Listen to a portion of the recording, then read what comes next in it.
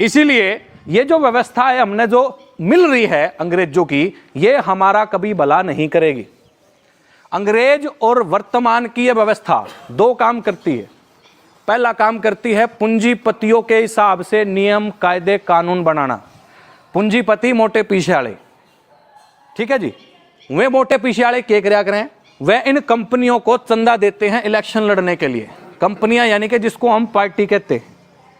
कोई भी पार्टी एक रजिस्टर्ड ऑर्गेनाइजेशन है, रजिस्टर्ड कंपनी है जिसका रजिस्ट्रेशन हो रहा है, इन्हें कागज दे रखा है, अपना एप्लीकेशन दे रखी है, एप्लीकेशन फिर इनकी पास हो रही है, फिर इन्हें कंपनी मिल रही है या। और इन कंपनियां का काम है ज्यादा से ज्यादा प्रमोशन करना, ज्यादा से ज्यादा पीछे करना, ज्यादा से ज्यादा सेटिंग करना, ताकि ये व्यवस्था जो अंग्रेजों की है और ये देश उन्होंने चला रखा है, इसको ठेके पर चलाने का मौका मिल जाए। तो हर कंपनी को, जिसको आप पार्टी कहते हैं, हर कंपनी को 5 साल का ठेका मिल जाता है। अगले बार फिर इलेक्शन जीत का अगला बार 5 साल का ठेका मिल जाए। तो ठेका मिला है इस व्यवस्था से देश को चलाने का। व्यवस्था किसकी है? अंग्रेजा की। और अंग्रेजा की हो या वर्तमान व्यवस्था जो अंग्रेज दे गए हैं, इनका दो ही काम है। पहला, जिस पद पीछे लेकर इलेक्शन लड़े हैं उनके हिसाब से नियम और कानून बनाना, और दूसरा है मारे थारे वर्गे आम आदमियों ने काबू करना, कंट्रोल करना। दो ही काम है। कोई भी कंपनी, जिसको आप पार्टी कह रहे हैं, पार्टी का मतलब कंपनी कह रहे हूं मैं, कोई भी कंपनी आपके देश का 1% भी भला नहीं कर सकती। वो सिर्फ भला करेगी पूंजीपतियों का और काबू करेगी हम लोगों ने। क्यों में काबू करे हैं, वो डराने वाली चीज है। 1970, यहां पे बीजेपी कांग्रेस की बात नहीं कर रहा हूं मैंने कहा कि राम भी बैठ गया तो रावण बन जाएगा, भला आदमी भी जाओगा सिस्टम में जानती राक्षस हो जाएगा। मैं यह बात कह रहा हूं कि जो समस्या है ना, वो आदमी नहीं, व्यवस्था है, जिसके लिए भगत सिंह और फांसी टूटते हैं कि ये व्यवस्था बदलनी है, बंदा नहीं बदलना है। हम सोचते हैं बीजेपी ने तंग कर दिया, कांग्रेस लिया हुआ, कांग्रेस ने तंग कर दिया, फिर तीसरी लिया हुआ, जबकि हमने यह भी पता है एक थाली के चट्टे बट्टे। और दो ही काम, पूंजीपतियों के हिसाब से काम करना और दूसरा हमको काबू करना। 1970-71 के आसपास भारत में हरित क्रांति आई थी। हरित क्रांति का सीधा सा मतलब था, भारत वाले था ना खाना बोना नहीं आंदा, हम देवेंगे था ना बीज और थारी झाड़ सुतरी लिकड़ेगी, पर ना मंडी की व्यवस्था कर देंगे और उड़ा बेच लियो। काम सुतरा लग गया, हमने उनके बीज लेके बोने चालू कर दिए और झाड़ सुतरा आ गया। सुतरा आए पास हमने बेचने की व्यवस्था होगी, हमारे लिए चीजें आसान होगी। पहले थोड़ी हार्ड थी, मुश्किल थी, अब आसान होगी तो हमने आदत पड़ गई। आदत पड़ गई तो आज 50 साल के बाद हमारे लिए क्या होया वो सोच के देखो। अपने काड़खा के पास अपने बीज नहीं है बोने के लिए, सारे के सारे बीजों का बाजारीकरण हो गया। सारे के सारे बीज हाइब्रिड के नाम पे बाजार में मिला है। और बड़ी बात, जो सा बीज लिया का बोवा है उसका बोर्ड का बीज बनता ही नहीं, बोर्ड का फिर बाजार में बीज लेना पड़ा है। ठीक कह रहा हूं तो। और उनकी मर्जी है, वे थोथा दें बीमार दें, उनकी मर्जी है ना, बीज उन पाए, अपना तो है ही नहीं।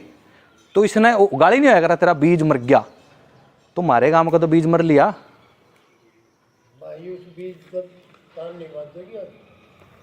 जो बीज हम पत्थर जमीन तो है, हाँ, वो 15-20 मन किले के लिख गया। हाँ जी। और आज उसके होते 50-60 मन की चाहिए। हाँ जी।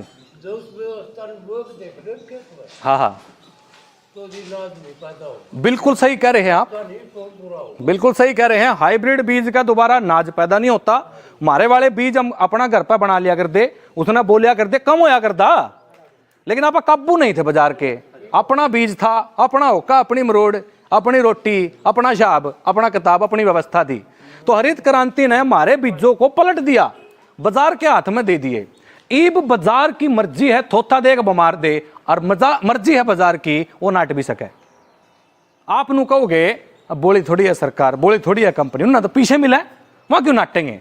वहां इसलिए नाटेंगे क्योंकि उन्होंने कड़खे की जमीन चाहिए, व्यवस्था वालों ने, जिसको आप सरकार कहते हैं। काड़खे की जमीन चाहिए शुगर मिल लाने के लिए, और आपने बेरा है, और काड़खे को लालच भी देंगे कि भाई थारे आदमी है ना, थारे बालक ना रोजगार देंगे। चौकीदारे तो ऊपर नहीं लांदा कोई, इस गांव में शुगर मिल है ना, चौकीदारे तो ऊपर नहीं लांदा कोई, मैनेजर बाहर कहीं आवा उसके, सही है ना जी। तो हम लालच में कई बार फंस जाएं, लेकिन जो हमारे खेता का नाश होगा, गांव का नाश होगा, वो एक अलग विषय है, उसके बारे में आप सोच देखो नहीं। फैक्ट्री लगी तो तरक्की आवेगी, ये सोच के हम एंट्री दे देते हैं। कई बार हमारे जैसे भाई आगे बता दें, बोले ना खेती के ऊपर कुछ नहीं है, ये फैक्ट्री फुक्ट्री गांव का नाश करेंगी, ये सारे पानी का चवा तड़ा कर देंगी, और दूसरा जो जहरीला पानी है वो तड़ा छोड़ देंगी, पीने जो का पानी रहेगा घर घर में काला पीलिया हो जाएगा। हम बताना आऊंगे और किसी के समझ में आएगी, बोले ये बालक बात तो ठीक कह रहे हैं, और आप लाठी लेकर खड़े हो गए, बोले तेरी ऐसी की तैसी लुवाऊं फैक्ट्री तेरे पे हो रहा है, तो उन्हें एक के बात कहनी है, बीज बंद करो भाई, कालखे करे जब नोट बंद हो उसका है तो बीज बंद होने में क्या दिक्कत है, समझ में आएगी। जब वे बीज बंद करते हैं तो कालखे पे अपना बीज है बोने के लिए। बीज का मतलब है रोटी, रोटी का मतलब है जिंदगी का सबसे मुख्य हिस्सा। बिना रोटी आप जिंदा नहीं रह सकते, नहीं है ना। तो कालखा गांव गुलाम हो चुका है कंपनी का, क्योंकि बीज कंपनी देगी, इसलिए कालखा गांव को अपनी व्यवस्था की जरूरत है, तो अपना बीज संरक्षण करके इकट्ठा करना पड़ेगा। बोले कोई कंपनी हो या ना हो, कालखा भूखा नहीं मरेगा। ये व्यवस्था भगत सिंह का करदा, हमारी अपनी व्यवस्था। इस व्यवस्था ने दो ही काम करने, पूंजीपतिया के हिसाब से बाजारीकरण करना सारी चीजों का, ताकि उनको ठेका मिलता रहे, पीछे मिलते रहे, और आम लोग काबू अंदर रहे, उनके पल्ले कुछ ना बचाए, और वे उन्हीं बते मांग मांग खावें, उनकी मर्जी, सस्ता दें, महंगा दें, थोता दें, बीमार दें, उनकी मर्जी।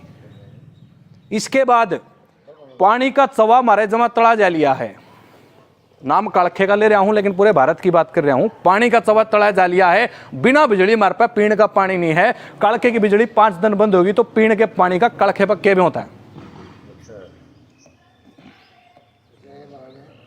डांगर भी मरेंगे और हम भी मरेंगे, अपनी बिजली है अपने पे ना।